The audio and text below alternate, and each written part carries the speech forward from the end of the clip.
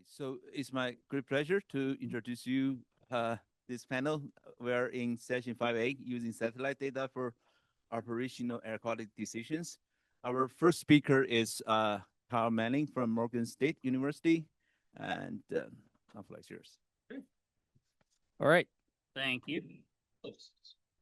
Hopefully people online can hear us. I guess just let us know if you're having issues. All right. So to get us kicked off with this panel, I just wanted to give a very quick high-level run-through of some of the new capabilities available for satellite data in air quality operations and some associated challenges and opportunities, which will hopefully set the stage for the rest of the panel.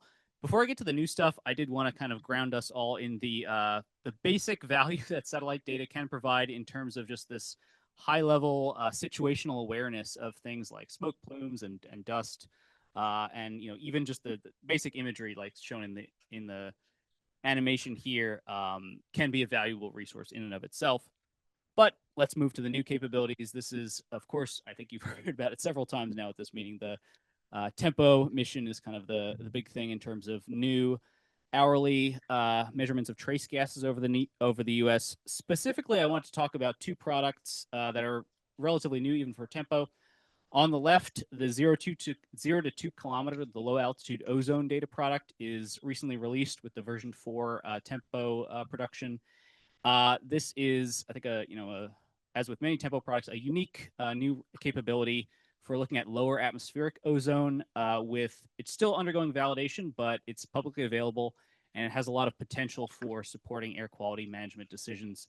On the right-hand side, the Surface PM product, which is actually a combination of data from Tempo and the GOES ABI instrument to estimate near-surface PM 2.5 concentrations. Again, a new capability with a lot of potential to support understanding air quality, especially in regions without a lot of ground-based monitoring.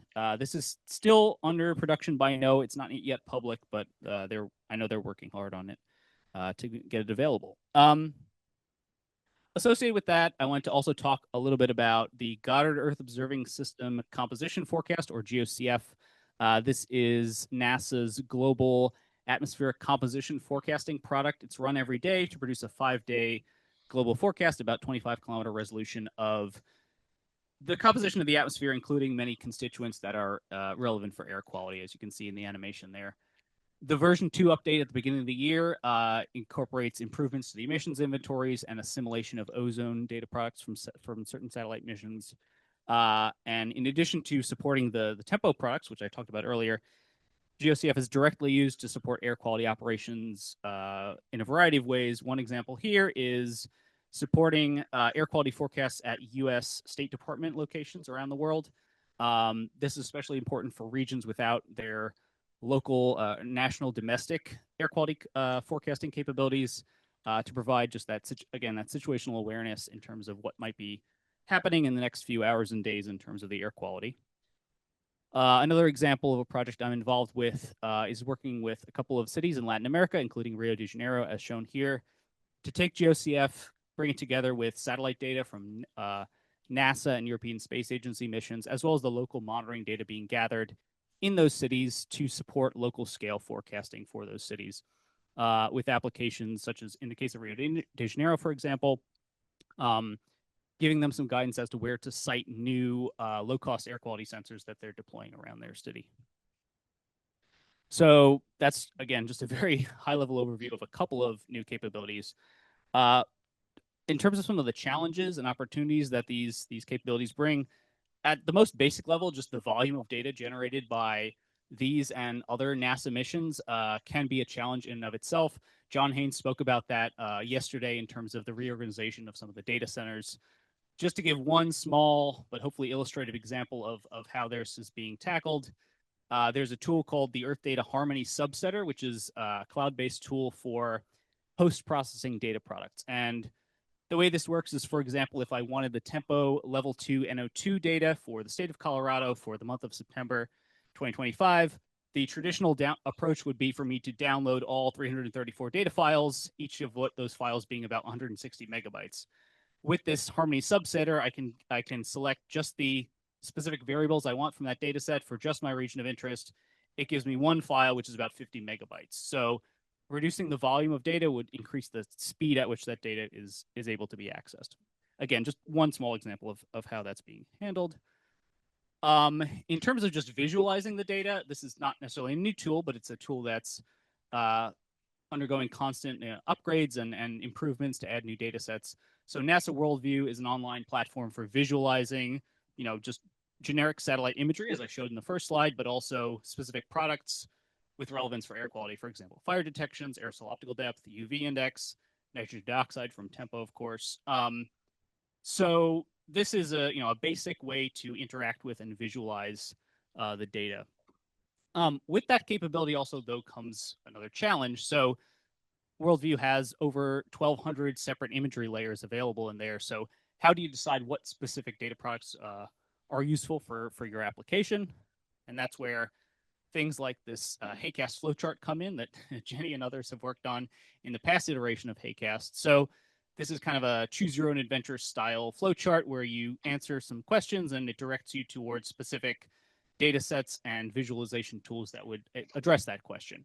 And we hope to expand upon this foundation in the current generation of HAQAST, especially through the Tiger team led by PI Pawan Gupta, which is going to kind of develop a database of training, tutorial, code template resources, and kind of cross-reference it with what's already available in this flowchart to increase the usability and the accessibility of that information.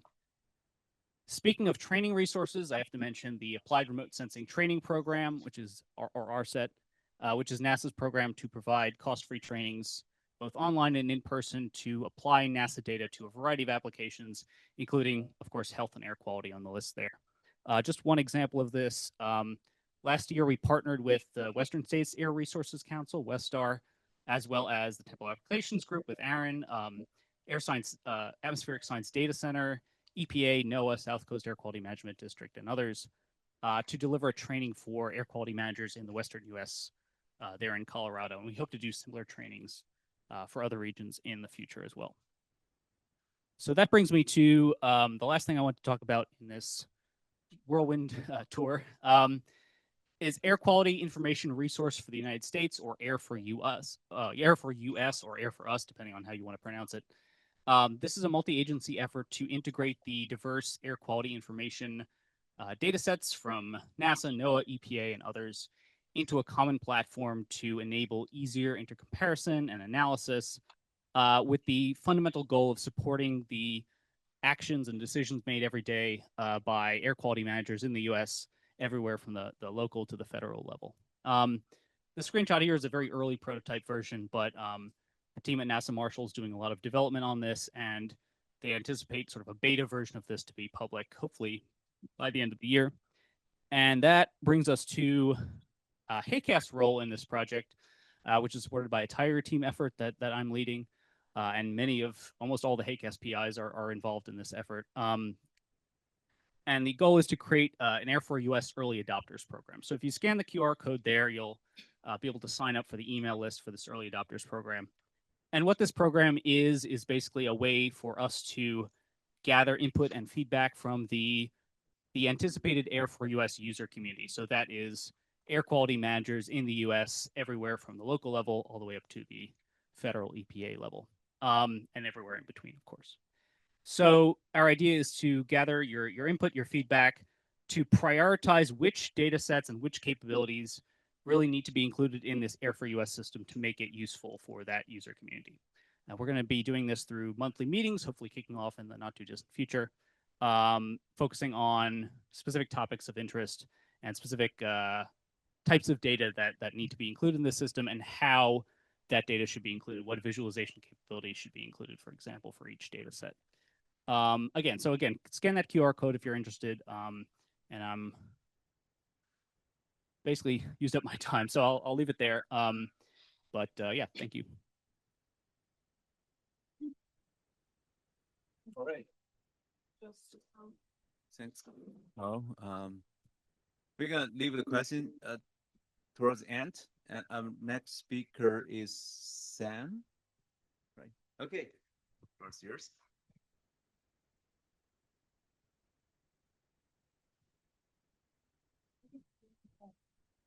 Oh, thanks. Good morning, everyone.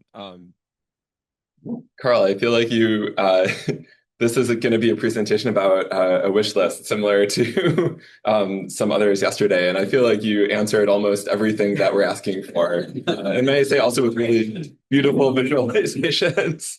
So good morning, everyone. I'm Sam Kay. I'm Chief of Air Quality Planning for the District of Columbia. And this is not really a presentation about how we're using satellite data for operational air quality decisions, but a presentation about how we're making operational air quality decisions and how we would like to be able to use satellite data to help with that. So firstly, in the planning branch, we do a lot of different things, most of them by my colleague, Kane Samuel, who leads a lot of this work. So that includes the daily forecasts, but it also includes building inventories, thinking about where our air quality issues are coming from, promulgating regulations that can address those, programmatic things to address air quality issues through grant making for things like electrification of diesel vehicles. So there are a lot of different angles from which we're approaching air quality issues, and satellite data, depending on its temporal scale, its spatial scale, can be helpful in many different ways. Are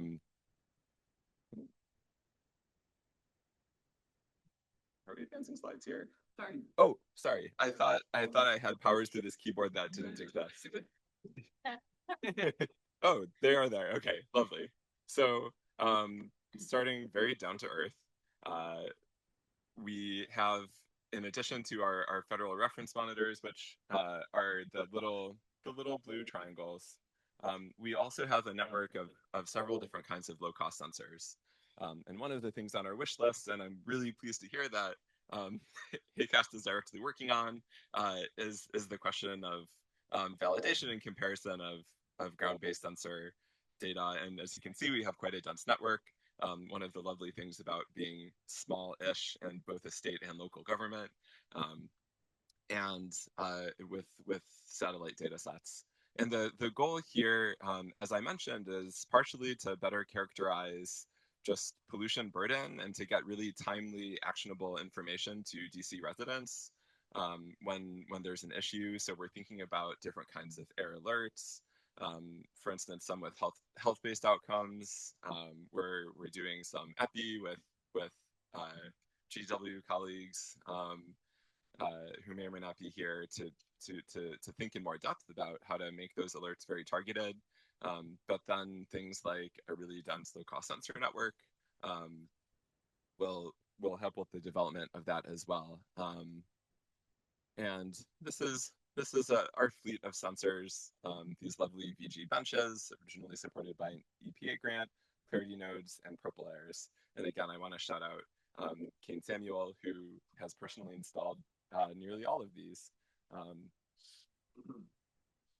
The way that the sites were chosen, and somewhat convenient sampling entered into it, but also we did an exercise to look at different health outcomes, sociodemographic and vulnerability information, and then pollution exposure, combining into a few different indices, and then made a combined index to basically say, hey, deeper maroon, that's where we think it's really important to put some sensors. And as you saw on the last map, that is more or less roughly where we put the sensors. The network is still growing a little bit.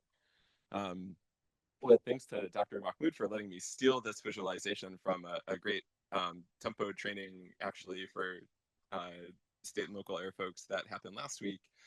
This does give you a sense of both the possibilities and limitations in terms of spatial granularity of what's useful for what kinds of decision endpoints for the district. One of our, in addition to modeling and forecasting, one of our points of curiosity is trying to understand and then build into a model and predict and make better forecasts based on like what the Beltway is doing, for instance. And so we're excited to dig more deeply into how the satellite data sets and ground-based sensor networks are comparing. In addition to things like the Beltway and just transported ozone, which is responsible for over 90% of the district's ozone issues, we have a number of stationary sources throughout the district. Here are the yellow dots, and then they didn't choose the most dramatic color ramp, my former OAQPS colleagues in AirTalk screen, but you can sort of see differences in cancer risk in a million. And then some truly ground level sensing. This is the remote sensing of vehicular exhaust, which is an alternative to or a supplement to inspection and maintenance programs that, the test that no one likes to go and do. And this helped us understand, along with registration data, it's a little bit big brothery, but this helped us understand in which parts of the district indicated by the larger blue circles are some of the vehicles with the heaviest emissions registered. And then to look at that in terms of things like, sociodemographic vulnerability factors like income. So darker purple here indicating lower income. So we're seeing heavier emitting vehicles found through the RSD study. And I say ground-based because it's boxes literally sitting on the ground, shooting infrared and UV back and forth to each other. And then similarly with asthma burden, in this case, yellow is higher asthma burden. So, we're seeing the correlation of where we're seeing more pollution burden and where there's already existing socio-demographic and health outcome burden. One of the things that we want to be able to do with the low-cost sensor network, and this is experimental and with the help of friends at EDF through the CDHI initiative, but is to do some spike detection. And we ideally want to have something automated go over to our colleagues in enforcement when a single or a handful of sensors spikes, highlighted with these pink circles, as opposed to something where all the sensors move in the same direction.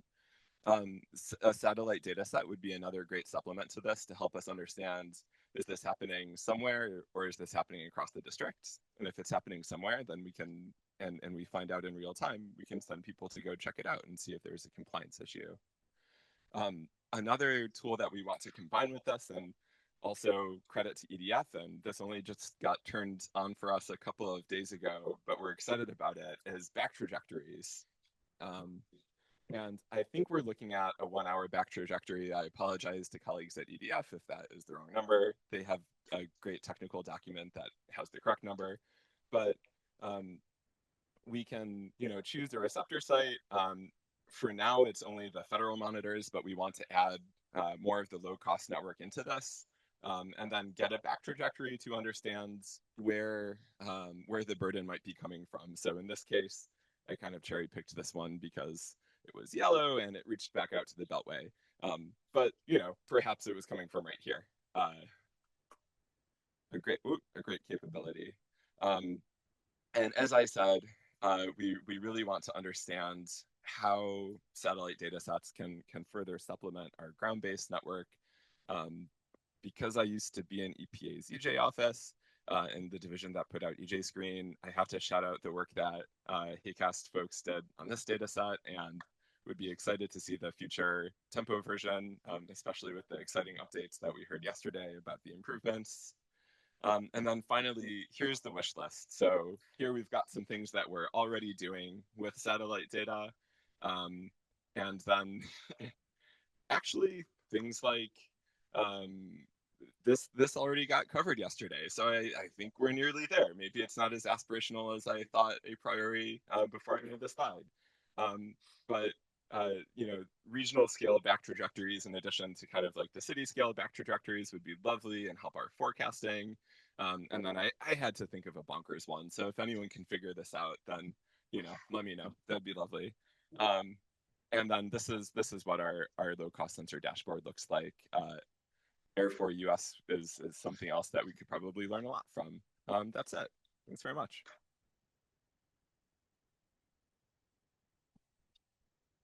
Thanks so much, Sam.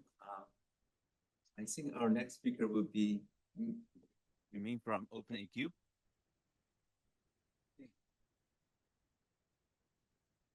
Thank you. Good morning, everyone.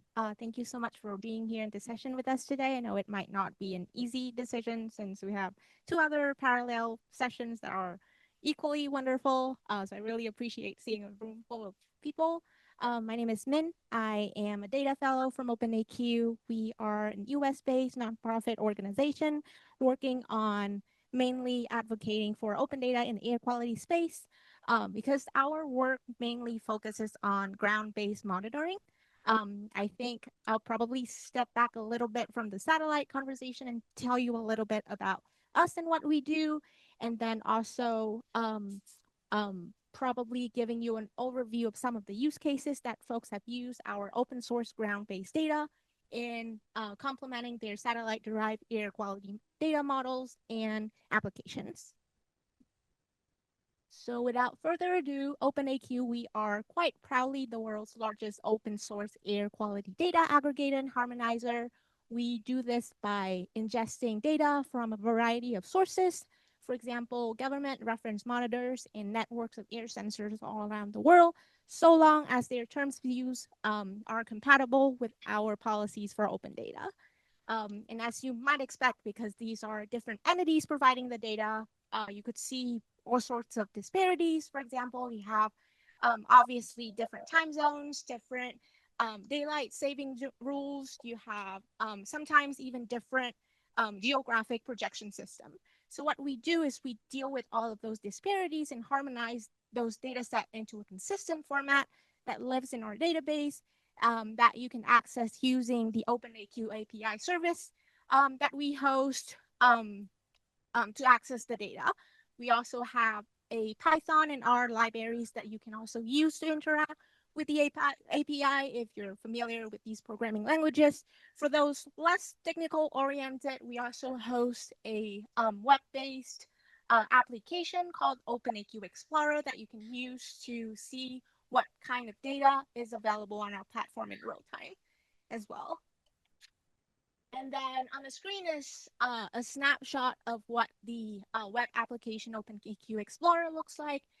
You can, as you can see all of the locations that we have all over the world, which amount to, I think, over 22,000 locations.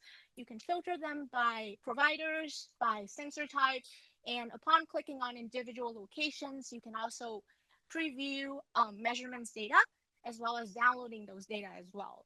Although I would like to note that using the Explorer, you're only limited to downloading, I believe, up to 30 days worth of data. So if you want large bulk data sets, you have to turn to the API to do that. And then these are some examples of the plots that we have on the individual pages of the locations as well. We have summary statistics and also trend lines that you can visualize to better understand the data for that particular location. And if you're familiar with R, we have the R library that you can use to fetch the data. And this is an example of what you can do with our library, an example of the map that you can plot with just, I guess, 6 lines of code using R. These are directly pulled from the documentation that we have thoroughly documented on our website. And if Python is more up your lane, like myself, we're very excited to announce that the Python SDK that we have is reaching version 1.0 very soon, with many new exciting features like auto rate limiting, among many others. And on the slide here is a visualization that I made for our Python tutorials that shows the daily average of PM 2.5 concentration against WHO recommendation of, I believe, 15 micrograms per cubic meter per day in 2025 for one location in Ghana. So if you're interested in this kind of tutorials, thinking it might be beneficial to your organization, let us know and we might be able to arrange something out of it. moving on to use cases of application using ground data from OpenAQ in satellite data modeling and applications. We have, for example, seen in the last couple of years a number of utilization of our data sets in satellite data modelings, for example, in applications. For example, we have Melodies Monet, which is a toolkit that, integrate our data set from OpenAQ from different sensors around the world and integrate them with remote sensing atmospheric data. Another example would be one where the researchers from the University of Eastern Finland, they use data on our platform to improve the conversion accuracy of satellite atmospheric aerosol optical depth data. These are, with regards to, the scientific communities were also cited and used a lot in their papers. For the most part, the usage of our ground data concerns, global validation, calibration, and bias correction in satellite data modeling of location around the world. I have cited 2 examples of such on the slide, and that you can feel free to read more, perhaps in your own time, since I don't really speak satellite language.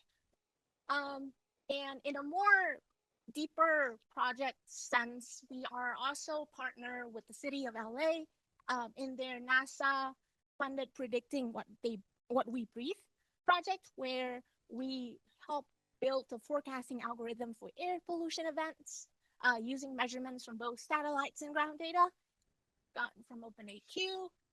And we're also involved in a number of different capacities and different HAQAST projects as well. Like Kara mentioned earlier, we're also a partner of his project in scaling data fusion tools to support local air quality monitoring managers in Latin America. We're also loosely working with Pawan Gupta and Yonhon Sel from NASA in some of their HAQAST projects as well. And on the last slide here, I've included some links to resources and other data products of ours, both original and derivative, that I invite you to check out. We recently published a pretty interesting guide to choosing air sensors that allow fully open data sharing that I highly encourage you to check out if you're interested in the topic as well, since I thought it's a pretty, becoming more relevant in the space today regarding open data. And if you ever want to support us or collaborate with us or schedule maybe a training to use our tools, please feel free to let me know anytime and we'll take questions towards the end. Thank you.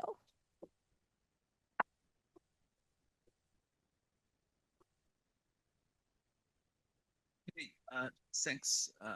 Minh. And our last speaker will be Nico from South Coast AQMD. Thank you.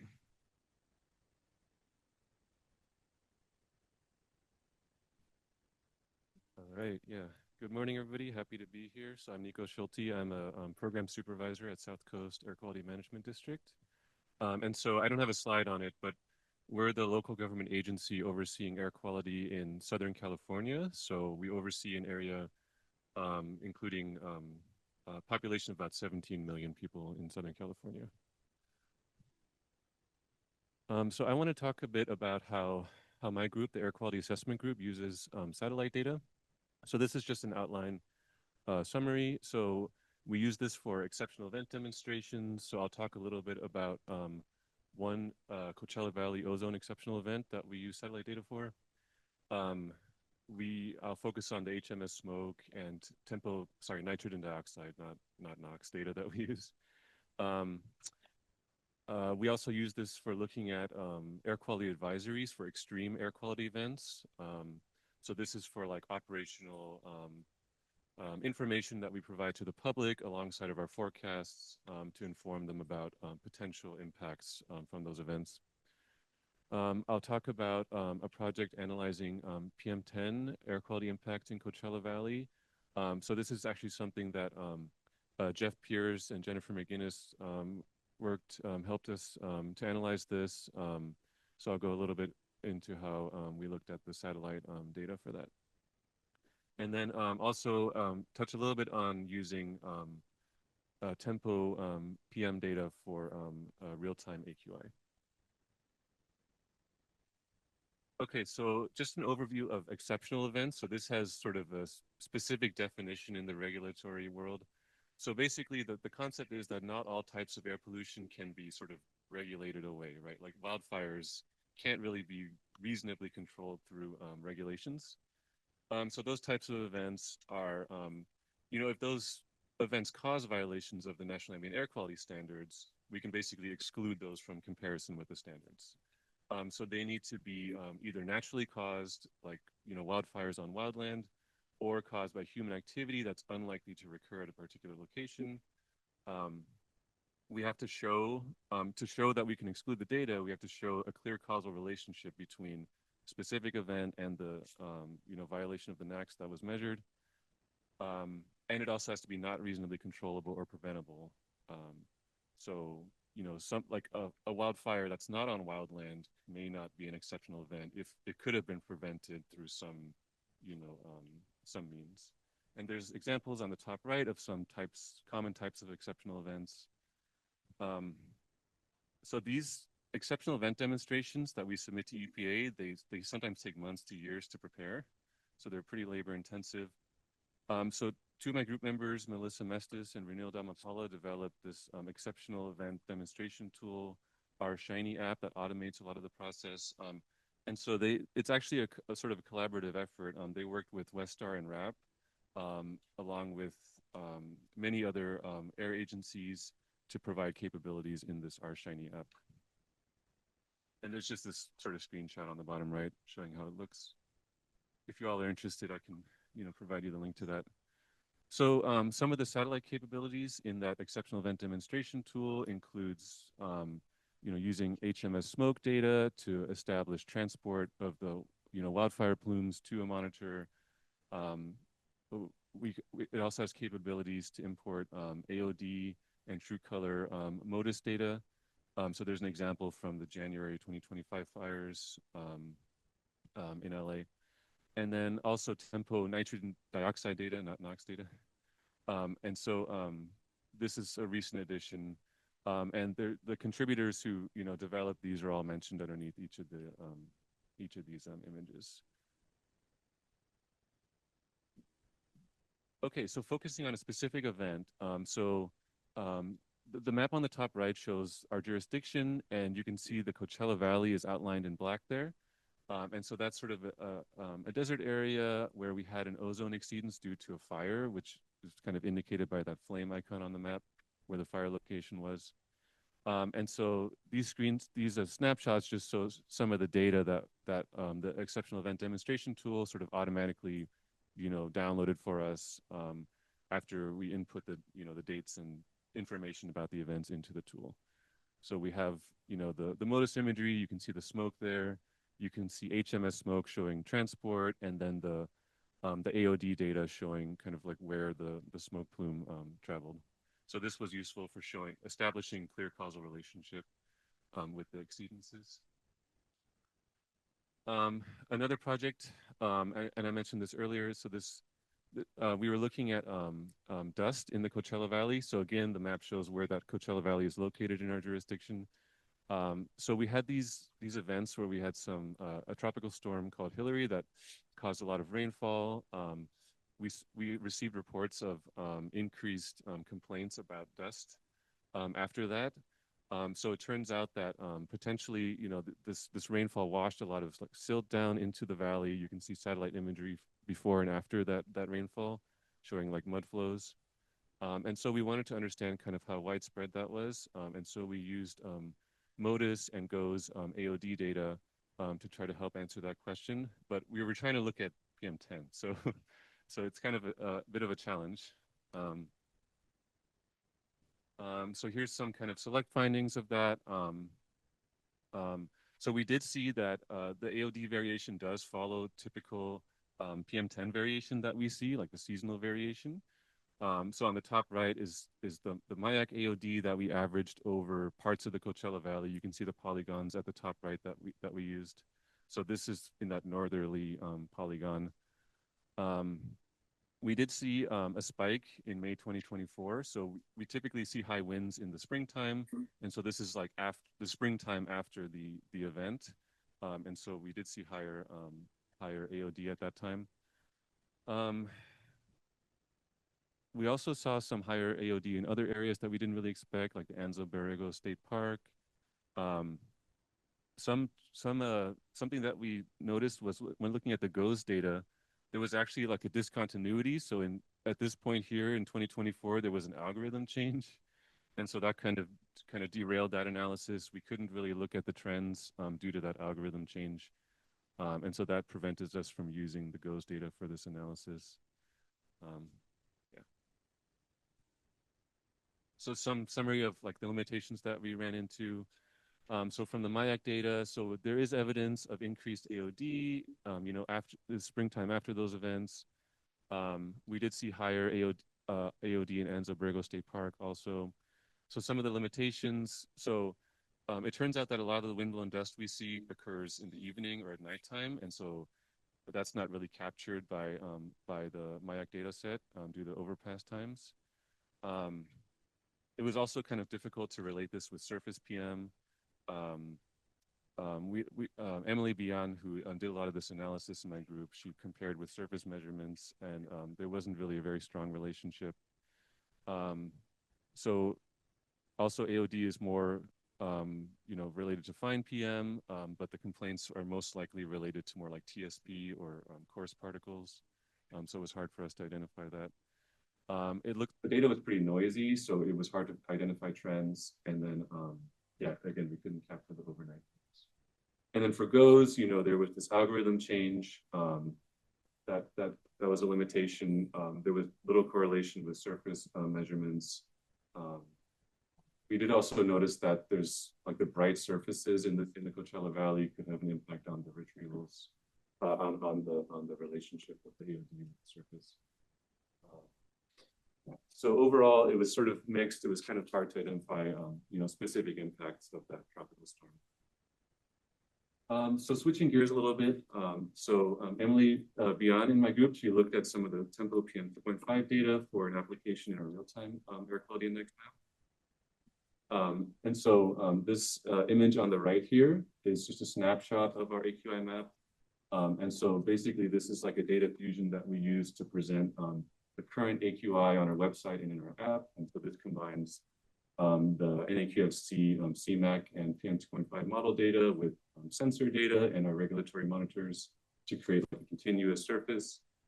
And so Emily looked at using PM2.5 from Tempo in this to try to improve the data far away from where we have measurements. Okay, and so this is some select results that she produced, and so overall she found there's similar PM2.5 levels between our measurements and the Tempo data. She was uncertain if there's some spikes you can see in Tempo. It's sort of uncertain if those are real or not. We don't really have a good way to evaluate that. Most of the time, the magnitudes were correct. It did look like there was some underestimation at our near road sites and overestimation at high altitude sites in the mountain regions. So just a summary, we use this for EE demos, advisories, evaluation, looking at, for our real-time air quality index, and then, the challenges I mentioned with looking at PM10, using AOD, the limited overpass times relating to surface, the algorithm changes impacting temporal trends, noisy AOD data, and the surface reflectance impacting the spatial patterns for all the sort of challenges we ran into. So yeah, I didn't do a lot of this work. A lot of this was done by Emily Bian, and then the e-demo tools were developed by Ranil Dhamapala and so yeah, I'll be happy to take any questions.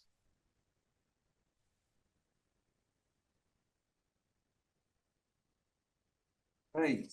Thank you very much. Can I invite all speakers come to the front table here, and then we can open up for questions.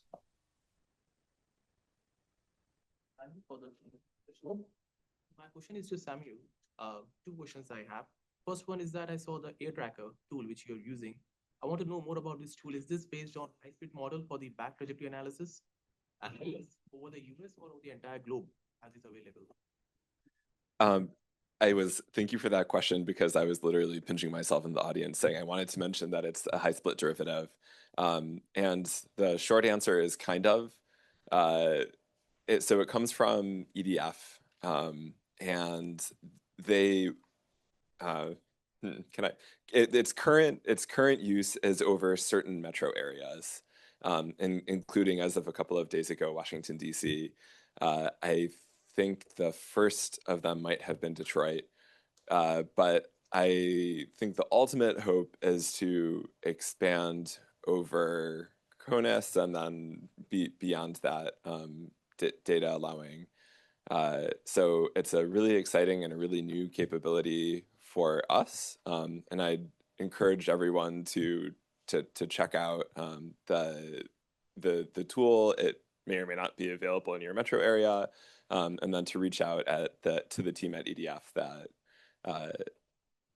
that designed and implements it. And my second question is with respect to one slide you showed the cancer risk with respect to pollution exposure. How reliable is that? Because cancer is so diverse in nature, so many various forms we have for the cancer, and also it takes very long to develop the cancer. So there's also a big lag. So how reliable is these estimates, and how is the lag here? That's a really great question. So all of the estimates and that was from the 2020 AirTalk screen product from EPA, which for the first time, instead of using census tracts, used census blocks. It's based on fate and transport applied to the national emissions inventory. So it's a self-reported and then modeled data set rather than a monitored data set.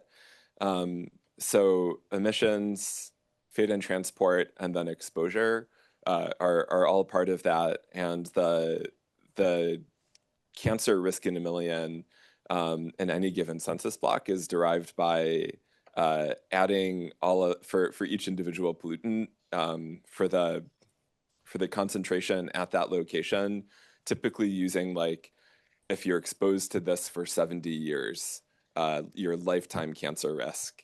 And each individual pollutant and EPA's Integrated Risk Information System, IRIS, may it live long, are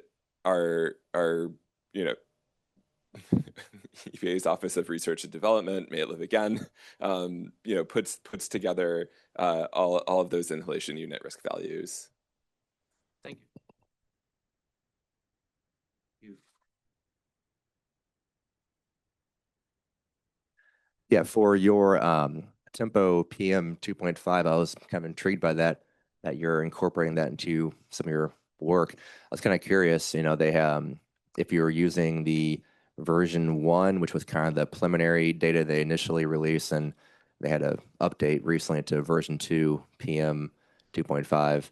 I don't know if you're using the version 1 or version 2 for that result you showed on your slide. And I would recommend using the version 2 if you're using version 1, because version 2 is almost near final in regards to their upcoming public data product they're going to release. Yeah, so I'd have to defer to Emily, but I believe it's version 1 because this was done before, like, was it August of last year? Yeah, so it should be version 1. But yeah, I can let her know to, check the version 2 data to see how it compares.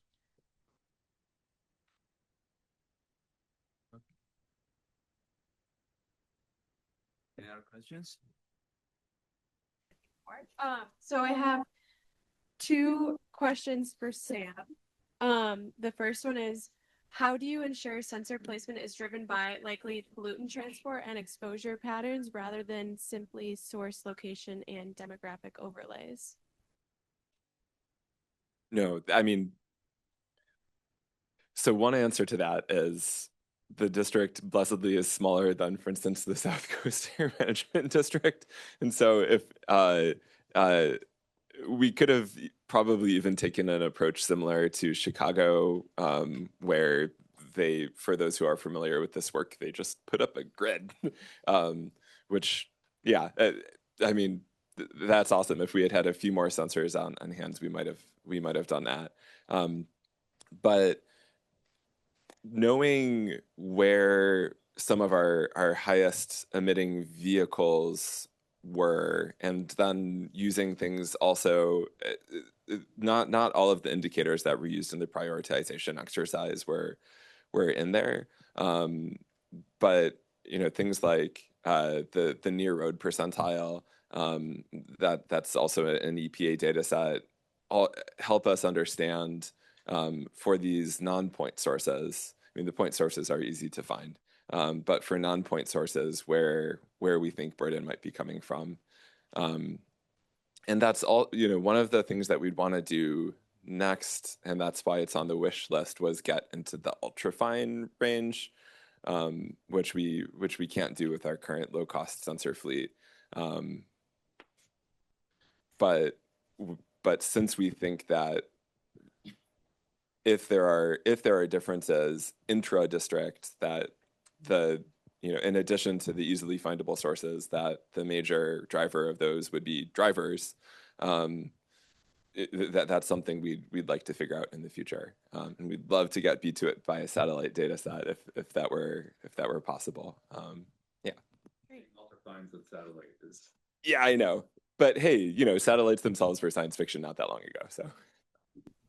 And then another question from Malcolm Online, from the Oklahoma DEQ, for Sam.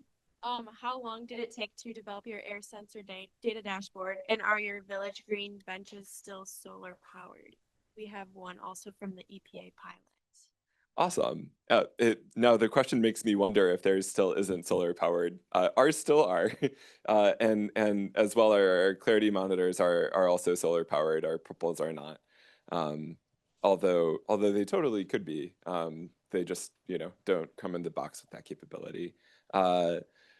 So that we've actually got 2.5 dashboards. There are 3 QR codes, one of which just goes to the purple air map zoomed in on the district. And then the dashboard for our VG bench monitors is built by a contractor, but was built after a really long engagement process that actually predated me in the district, with the community advisory board, who also advised on the placement of the bench monitors.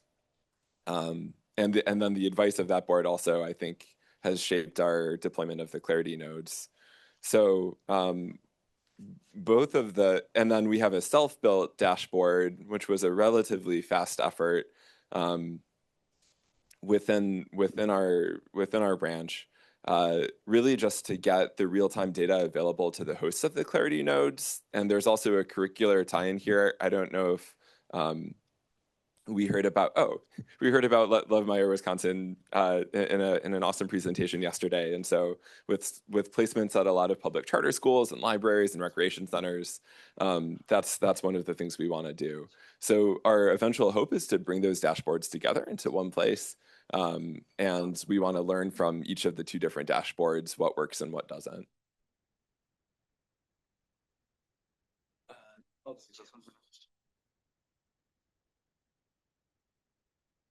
Yeah, this is for Minh. A question I wanted to ask you yesterday when you were making your good points in the low-cost sensor session, and I think the answer is that you gave that link at the end, which helps you buy things. But I wanted to know, in terms of like meeting the open access standards and cost and quality for PM, is there a type of sensor or company that you would recommend building a network around, or companies?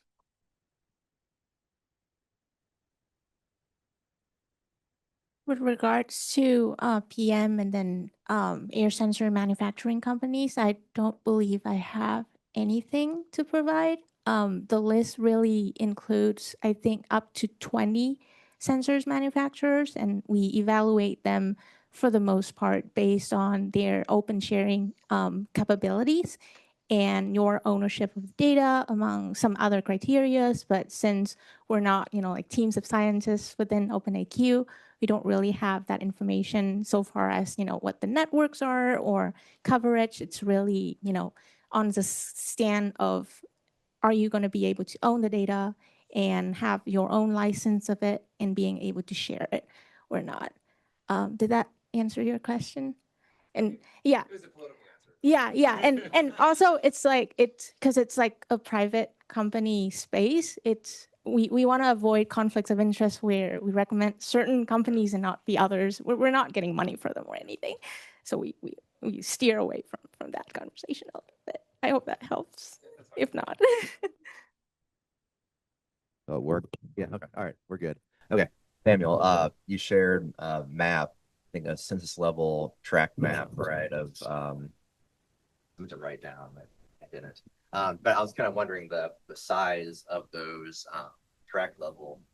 I was kind of thinking of the tempo data and the size of the footprints versus the census tract level blocks you showed there, and kind of what is the general area coverage of those blocks and how that kind of correspond to kind of tempo footprint. I was kind of wondering.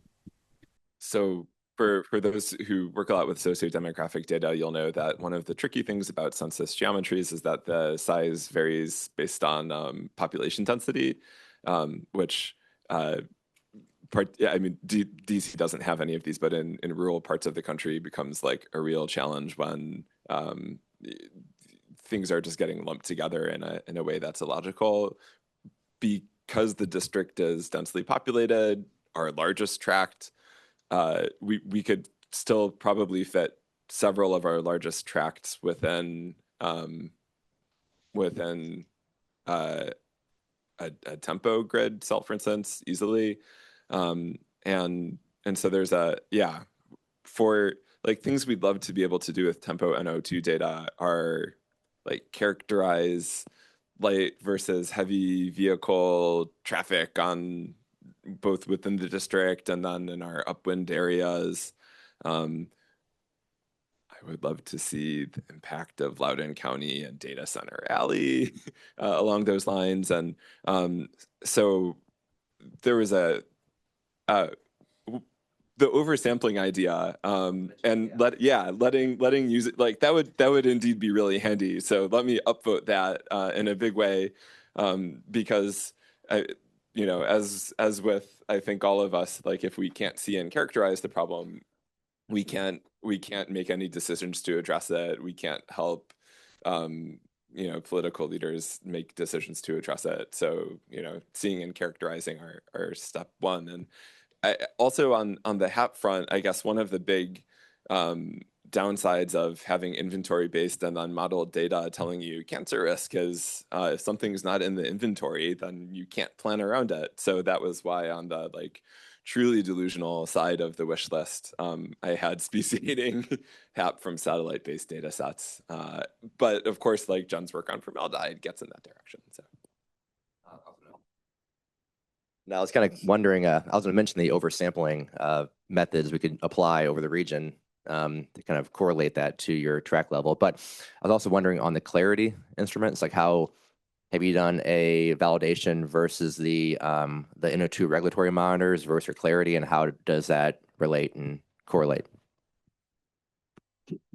Yeah, so they all start with co-location, and then one of the things that Clarity is doing for / with us, or maybe we're doing for them with the co-location, is applying a correction factor. And I want to shout out Kane again, who will be able to answer this in even more detail. So definitely, like if this is a question that you have, find Kane afterwards.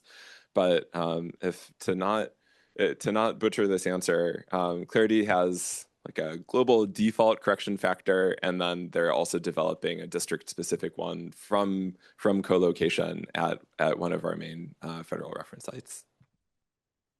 Okay, I have a good comment for Samuel for you.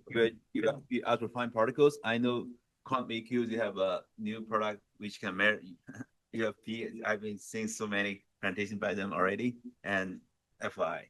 So I have a general question for panel that OpenAQ always reminds me of OpenAI. So my question is that, do you guys see potential using artificial intelligence for your work, and where do you think would be the most important part for using AI for your future work? I guess that's just, I like to hear all the panelists think about that direction.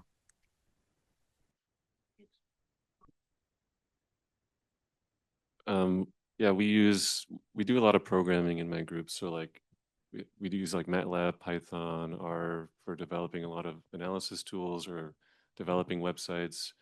And so we used like Claude code quite extensively. It's extremely useful for programming and development. One of my group members, he was able to build a website to display hydrogen sulfide data, and it's just like amazing. Like he doesn't know JavaScript or HTML, and he built this whole web, and it works amazingly. And then it allows us to work better with our IT. Like we can basically it allows us to communicate better what we need in terms of like how things should look or how the data should be presented. So I think that's super helpful for us to use it in that way. And then I know people in my group use it for analysis, like give it some data and see, what does Cloud Code suggest to do with that data. I haven't used it in that way. I think that's a little bit more limited at this point. So I don't have any good examples of, successes with that. Quite similar to Nico on the operational side of it. We use Claude and sometimes, like other Gemini and other LLM models a lot in our operational work to, quicken the speed of development as well as analysis, doing EDA. But for broader stroke, I think as a whole, we do not have yet any plans to incorporate AI deeply into the core infrastructure of our work, since it deals a lot with, API keys and ingesting from external partners. So being, personally AI skeptics at heart, I don't think we're quite ready for that yet. That being said, I've seen, especially in this conference, a number of applications actually using OpenAQ and integrate our data with agentic AI models in different research capacities and applications. So really excited to see that, but we're also aware that AI is something you can't really run away from, even if you have doubts about it.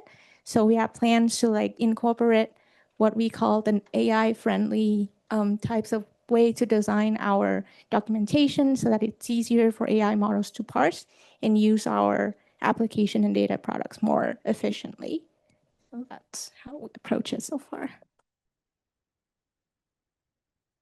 Really similar answers, and the only thing I would add at the district level on the open data dashboard, the district-wide technology folks are trying to develop capabilities to basically get residents faster to the relevant data sets and data products in the open data portal. So that work is happening over there. It hasn't quite made it to us yet, but it's definitely something that's in the back of our minds because you can build lovely tools and have beautiful data, but it would be great for people to be able to find it without having to get a graduate degree in the relevant subjects. Yeah, along the same lines, an idea we've tossed about for the project I mentioned very briefly, the Tiger Team effort, where we're going to be kind of collecting a list of available training resources and code examples and so forth. And aligned with that, the HAQAST flowchart that's already in existence. Again, this is kind of a very conceptual stage still, but can we create like a chatbot or something that can serve a similar function and direct people towards specific resources based on their queries and the information that they give the tool? And that, that's a first step we can take in that direction, is basically using this flowchart, because with this flowchart, we kind of know the answer that you should be getting. And then can we kind of reproduce that with the chatbot? So that, that's kind of a basic sanity check we would want to do. And if that's successful, maybe that's a good way for users to interact with a database rather than kind of manually searching through or scrolling through, having some kind of a chat interface where they can kind of give it, well, I want to do this with this data set. And even kind of based on the language of their query, if it can infer something about their level of knowledge, are they really an expert user? So I just need to point them to a code example, or are they a more fundamental user? And I might point them towards just a visualization tool or a simple explainer based on this data set. So yeah, I'll leave it there. Thanks. Any questions from the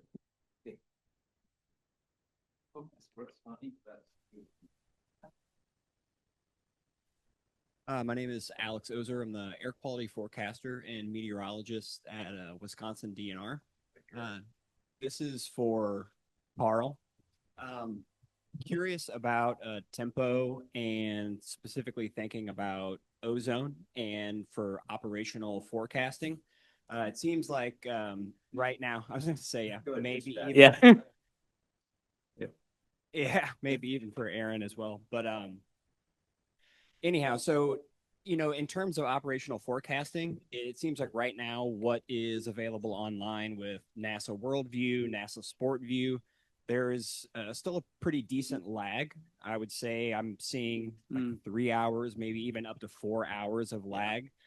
What is the realistic sort of hopeful capability for bringing that lag time down and making it more useful for real time forecasting capabilities? Thinking about Wisconsin, a lot of times our ozone and ozone precursors are located over Lake Michigan, and there are no monitors out there. There's no way to know what we're kind of going to see until we see it, except for now, right? We've got tempo, which can see it on our cloudless days. So, what is sort of our best case scenario, and what's kind of the timeline to get there?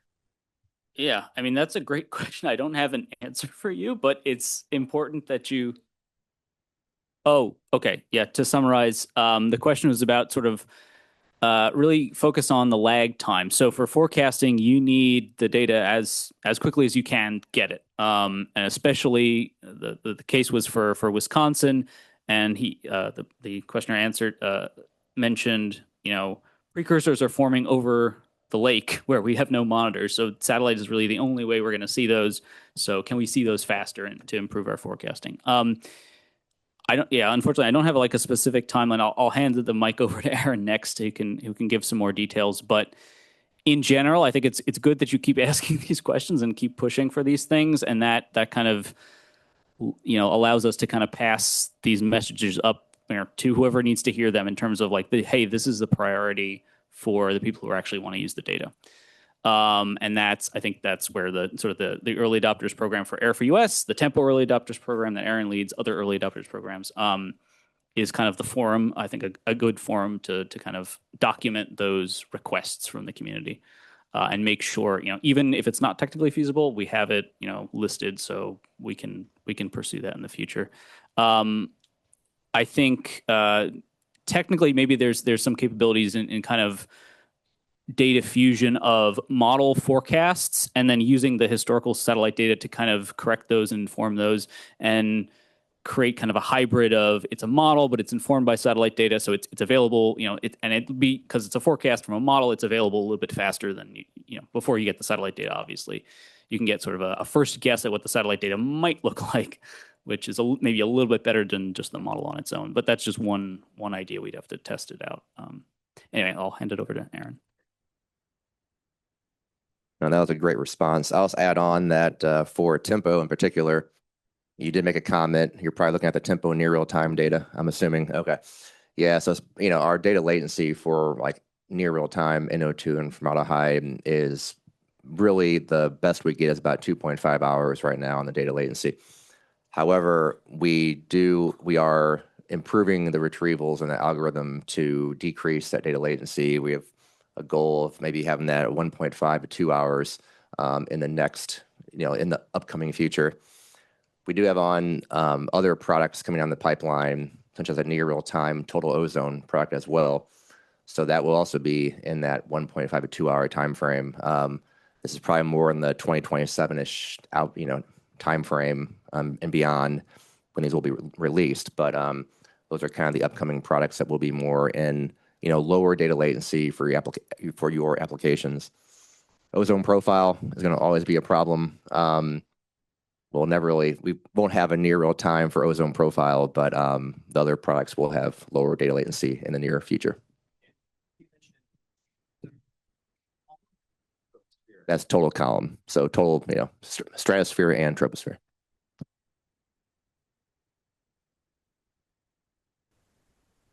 Any question from the room or from online? So my question is, how feature would be helpful for NASA data Earth data? Yeah, I mean that's we have to be careful that we're not hallucinating things, and it's gonna be a process. But I think in the Tiger team, it's definitely on our list of things to try out and see what happens. And if it's successful, maybe it could go from there and expand. And I don't actually, we don't have anyone from the Earth Science ESDS, the Earth Science Data Service, whatever the acronym is. But I know in general, sort of AI readiness is a big push behind a lot of the changes that are taking place at the Earth Science Data Services that I gave just one very brief example, which was not really AI focused, but I know that's a big thing that they're thinking about as well. I have a question, especially for Nico, but I think for actually all three of you. This is about data fusion products. So I think both Ken and I, when we saw the satellite-based and ground-based continuous surface thing that you have going, thought that's really cool. We'd like that. So I just want to ask, and then I know that I'm only for the Monet tool. It has a longer name. Melodies Monet. Okay. And then it sounds like the future tool. So just really curious, like lessons learned, especially, the first thing that comes to mind is like, have you seen a lot of contradicting data? How are you dealing with that? Is it mostly a time lag thing or a magnitude thing? So just lessons learned, or maybe lessons pre-thought about data fusion products like that, and how to make them useful.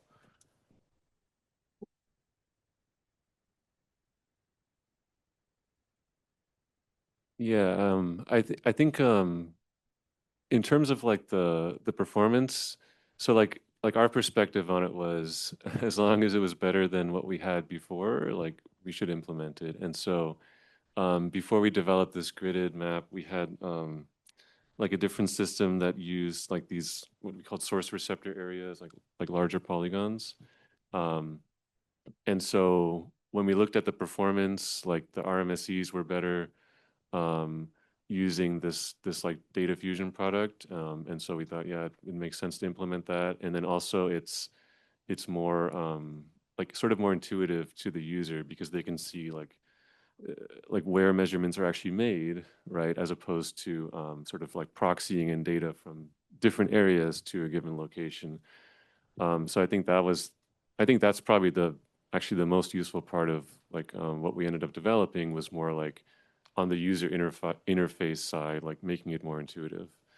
And then lessons learned, like I think during extreme air quality events, so wildfires, so the forecast model we use incorporates wildfire smoke into it, and those smoke models are not always accurate enough for this application, I would say, and so that definitely causes problems. So we ended up having to like sort of patch on some limitations on what kind of data we can accept from the model, basically like magnitude limitations, because that can sort of interfere with the method we're using. And then I think for PM10, we use like a interpolation of PM coarse, but it's just a mathematical interpolation method. And I think that deserves more sort of attention, especially given that we've seen a lot of sort of hyperlocal PM10 sources. So like we see variation from good to hazardous over a few miles in like the Coachella Valley sometimes. And so the placement of the monitors and the selection of the interpolation method can really skew how the map looks.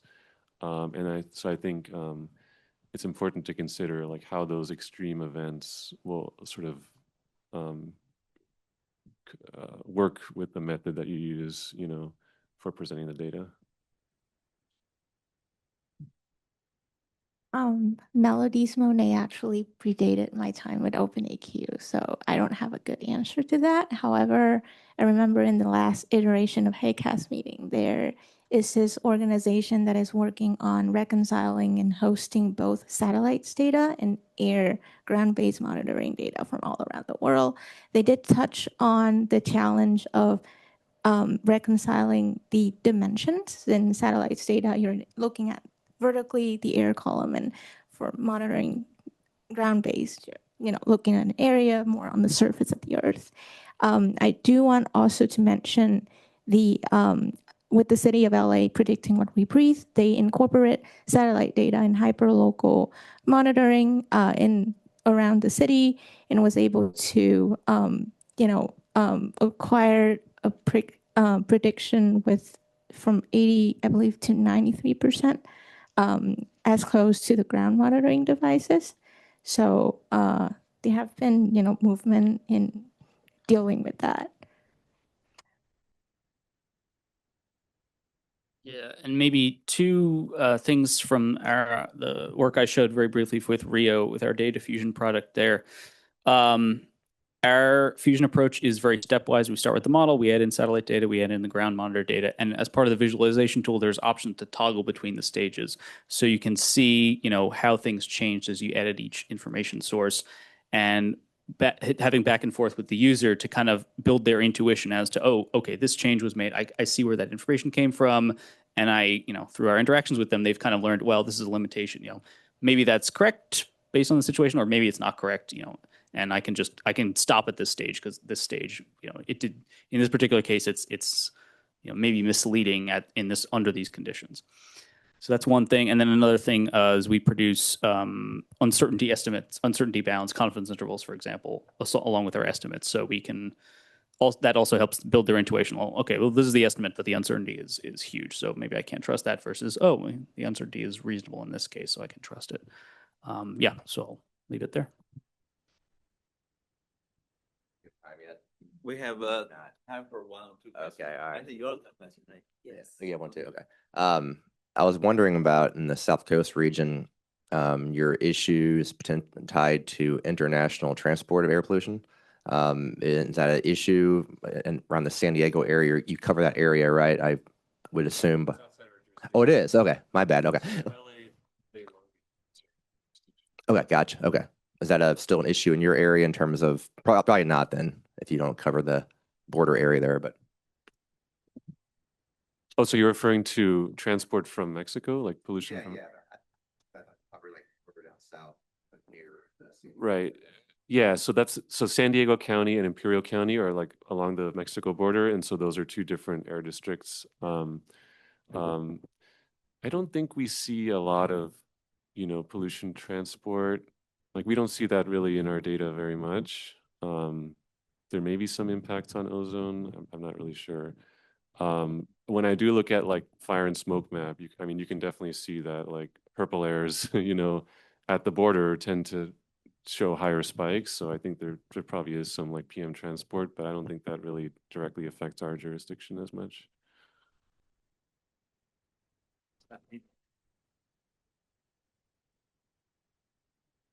Thank you so much for the talks. This one is for Minh. I just wanted to know, like, which challenges have you faced when standardizing all of this data and making it open source?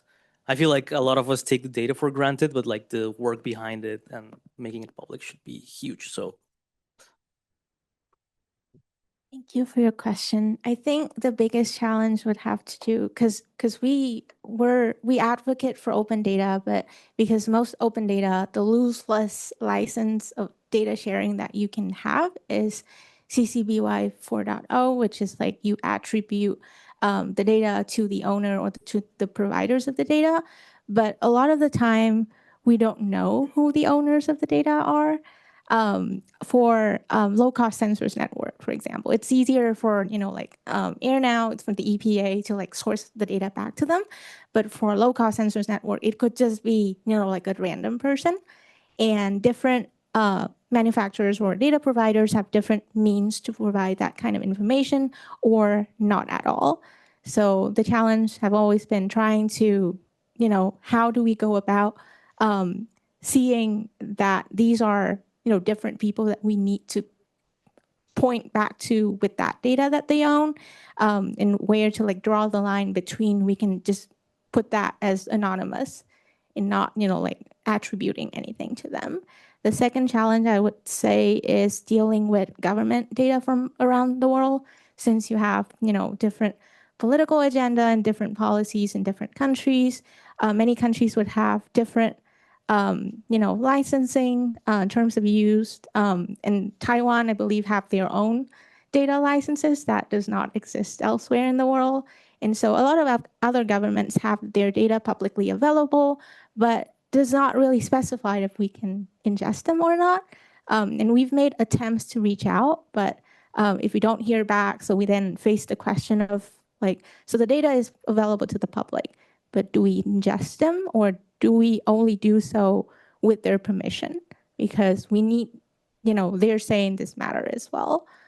I think those are some of the challenges that we face.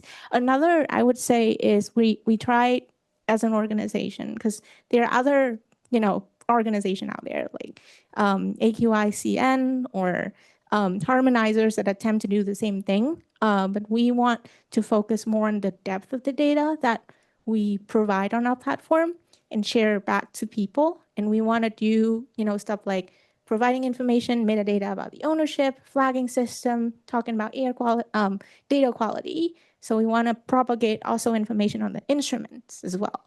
But again, these information are not always communicated clearly to the public and to us. So we've been able to do so with Air Gradient, who are making, big steps to provide that information to us.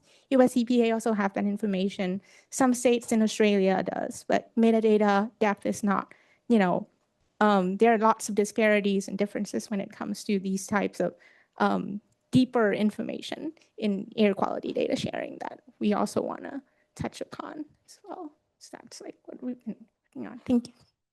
Okay, thank you so much. We're out of time. Thanks all speakers for good time and discussion. We come to the end of this session, so we will reconvene in 15 minutes, 30 minutes, I believe.